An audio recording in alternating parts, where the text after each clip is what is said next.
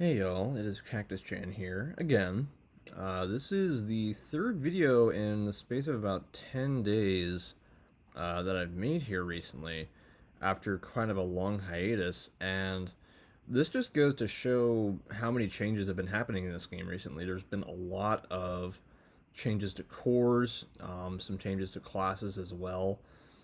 People kind of figuring out what to do with all the stuff that's been going on. Um, and I'm actually here to show you another Juggernaut build. So, two videos ago, I showed you a tactical mercenary build that I believed was faster than the bounty hunter build.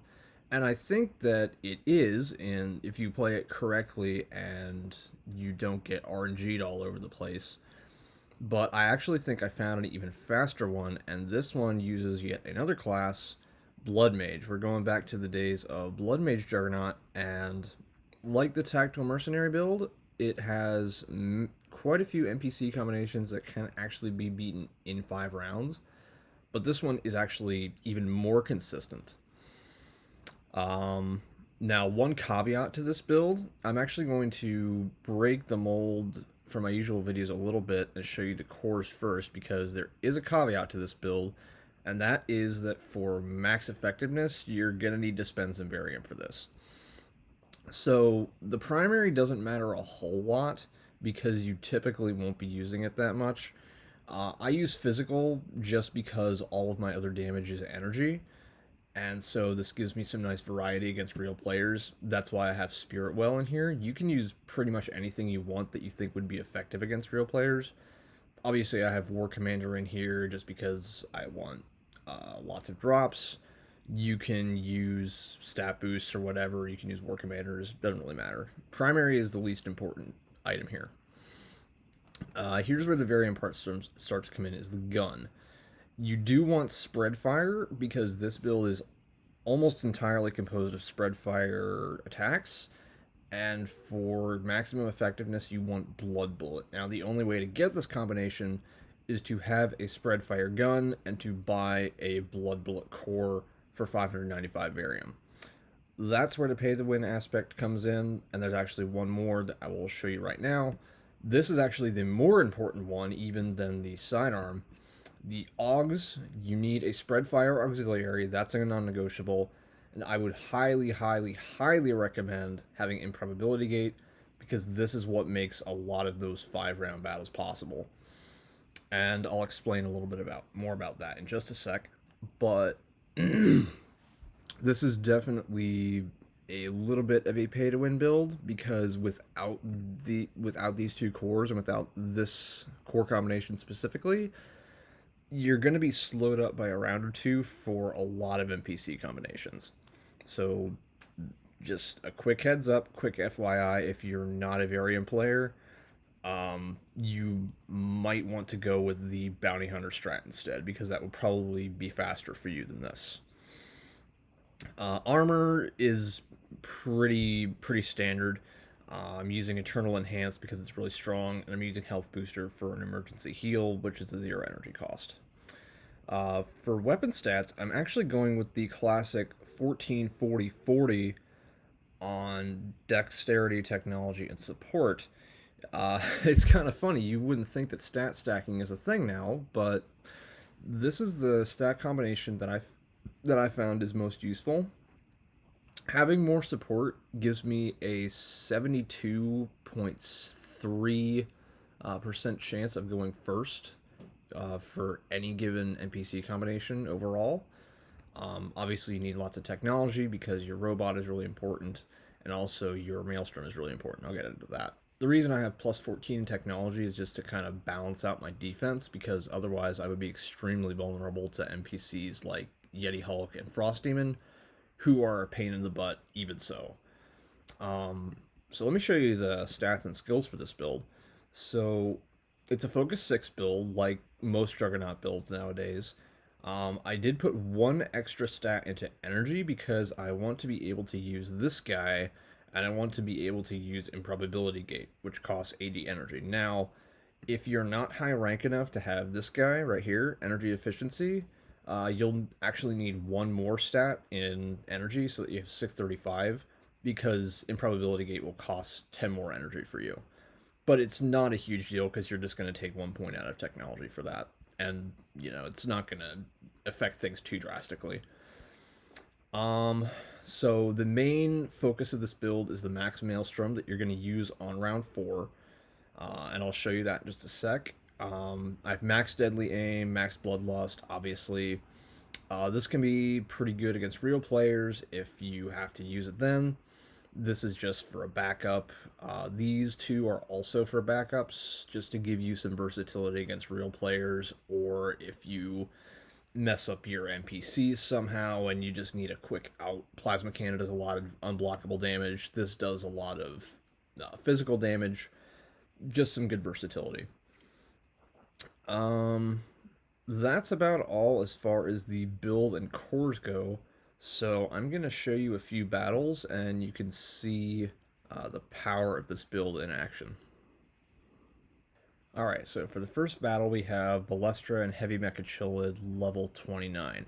This is actually a great sample battle because this will almost certainly be a 5-round battle. So you want to start off with your Spreadfire Augs because that will give you improbability gate up on turn 5. Then you want to use your robot. Notice that Heavy Mechachilid is already down to 510 health. So we're getting him down pretty low already. Now, you may be thinking we don't want him to heal, but no. In this case, we do, because it doesn't matter. You're going to deal so much damage that the heal is still going to have him at pretty low health. And we have Valestra to a point where she is not going to heal, but we can easily kill her with Maelstrom. And so if she dies on round 4, Heavy Mechachilid is left with 470 HP and will be easily able to kill him with Improbability Gate on round 5. So that is a battle that was over in under a minute. Alright, so now we have Lawman and Void Creature. I believe this is also going to be a 5-round battle. One pattern you'll notice is that if you have a weak NPC up top, it will almost always be a 5-round battle, similarly to how the Heavy Mechachilid level 29 battle went. Already down to super low HP. I'm pretty sure we want to just do the same thing here. Although, if you don't want to risk him being double healed by doing too much damage with Spreadfire, you can go with this strategy instead. Use Blood Bullet on him. That gets him below his healing range, so he'll heal. He's at 750, but because he has a low defense, there is no doubt that Maelstrom will kill him easily. And so now he's dead on round 4. And now all we have left to deal with is Void Creature, and we have Improbability Gate up, and he dies on round 5. Another very quick battle. Okay, now we have a trickier combination. We have Frost Demon on the bottom and Exile Soldier on the top. I believe this is going to be a 6-round battle just because of how much HP Exile Soldier has.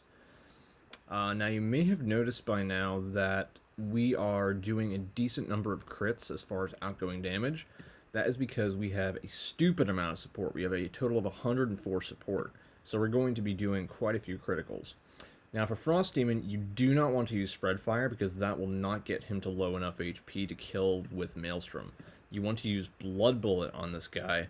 That should get him to about this range, depending on obviously RNG values and how much he heals with Bloodlust. But this should easily be enough to kill him, and we do. 768 kills him on round 6. Now Exile Soldier still has 807 HP left, unfortunately. But now we use Improv Gate, and here's the other magic of this build. Round 6, because we used our bot on round 2, this is now up on round 6, and he dies. So that is what you do in the event of 2 stronger NPCs like this. While we wait for the next battle, I'm going to just note a couple of quick things. For the first 2 battles, the top NPCs were pretty weak, and so they were able to die on round 5. That can happen for NPCs such as Overlord Guard, who has a decent amount of HP but fairly low defenses. It can even happen for NPCs as strong as Gamma Guard and Valestra, depending on whether you crit them or not at least once in the battle, and on RNG values. So that can happen. And in all honesty, you should pretty much go for the kill with Improbability Gate if they're the only NPC standing left on round 5, because the bot will almost always kill them on round 6 anyway, even if Improbability Gate does not kill them and they heal. So that is something to keep in mind. Even with some stronger NPC combos, you can have 5-round battles. Again, we have Admin 12 on the bottom here, Void Creature on the top. Barring any unluckiness, we should be able to do this in 5 rounds. So with Admin 12, because he has so much resistance, you want to be kind of careful here. So he's at 1106. So what I think I'm going to do here is actually use Blood Bullet on him. Well, after Void Creature is done stunning me. Even though you do have so much support, you can still get stunned sometimes. And actually here I want to heal just because Void Creature is being very annoying right now. So we just got to wait for these NPCs to deal their turns out, and then I can continue with the plan that I was talking about before I got stunned. And yes, that did work. His healing range is 555, or below 555 rather. And so now he is well below the range where Maelstrom can kill him because he has high resistance but low defense. And now I believe Improbability Gate should still be able to kill Void Creature. And it does. So technically that was a 7-round battle, but that was because we got stunned and then we got unlucky with the bludgeon crit and had to heal. You don't have to heal in that situation. I think we would have been fine. But typically if you go below about 250 against stronger NPCs and 200 against weaker NPCs, you're going to want to use that health booster just for safety. Okay, so here is actually a very tough NPC combination. Electrohazard is one of the tougher NPCs you'll have just because of how much HP he has, and obviously Yeti Hulk is infamous for how much damage he deals. Look at that. Half my health gone in one hit. That is absurd. So we still should be safe enough to use one more attack here. Now he could come down with... Okay, so actually we do want to use Spreadfire here. I think Yeti Hulk is going to get healed. That's not a huge problem. It's just going to extend the battle a little bit. But it's better to do that and play it safe. So actually we want to use Maelstrom on Electrohazard here, because he's down to pretty low HP. And I don't think we can kill him with just Spreadfire Augs, but I'm fairly certain that Yeti Hulk is going to die in 2 attacks here. If he doesn't die to Robot on next attack, that's just unlucky. And I'm not sure he will here. No, it is not. But it's not a huge deal. Sometimes tougher NPCs like this will be... You'll just end up going 7 rounds. But considering how many 5-round battles there are for this build, it's a fair compensation to matchups like that. Alright, so here's an example of a battle that could potentially go 5 rounds, but will likely go 6. Especially given that I don't crit, which, you know, I don't actually count on. But if it happens, obviously that's quite serendipitous, so we'll see what happens. We go through kind of the same rotation here. You've probably noticed that I do pretty much the same things for each battle, barring the occasional blood bullet on NPCs such as Frost Demon. So now, either of these NPCs now can die to Maelstrom. I'm actually going to go for Heavy Mechachillid because he has higher defenses than Gamma Guard does. So let's get rid of him. And now, the only way I can kill Gamma Guard on round 5 here is if Improbability Gate crits. So let's see what happens. And it did not, which, you know, is understandable. So this is a 6-round battle, like I said before. But then I have Robot up on round 6, and he dies. Note also that I had Blood Bullet available. You can use that too if you want to. Honestly, with Rage like that, pretty much anything is going to kill him in that event. So I think that's going to do it for this video. I hope you enjoyed. This is definitely I think a even faster strat than the tactical mercenary build, but obviously not as accessible because if you're not a variant player, you're not going to have access to this combination, and you're not going to have access to this combination. That being said, if you do have some varium lying around, this is a great time to get the weapons necessary for the strategy, because all of the seasonal cores are currently in stock as of the date of this video, but I don't think they're going to be around much longer, only a couple more weeks. So that includes all the limited cores and the spreadfire weapons and all that kind of stuff. So if you'd like to try this strategy, definitely pick these up ASAP and you can give it a shot.